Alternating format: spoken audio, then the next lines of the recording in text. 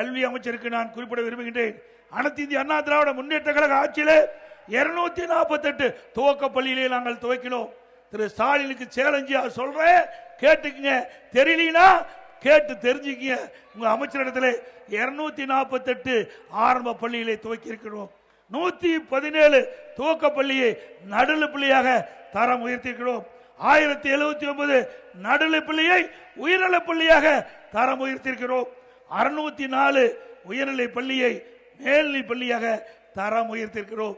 இப்படி அனைத்து இந்திய அண்ணா திராவிட முன்னேற்ற கழக ஆட்சியிலே பள்ளிகளை திறந்து அதிக பேர் கல்வி கற்கக்கூடிய சூழ்நிலையை உருவாக்கிய அரசாங்கம் அதிமுக அரசாங்கம். உங்களுடைய ஆட்சியில் எத்தனை பள்ளிகளை திறந்த, அதனால எவ்வளவு மாணவர்கள் சேர்க்கை சொல்லு பார்க்கலாம். அது மட்டும் இல்ல, இன்னைக்கு அதிமுக ஆட்சியில பள்ளிகளை திறந்தோம். திமுக ஆட்சியில 210 அரசு பள்ளிகள் மூடப்பட்டிருக்குது.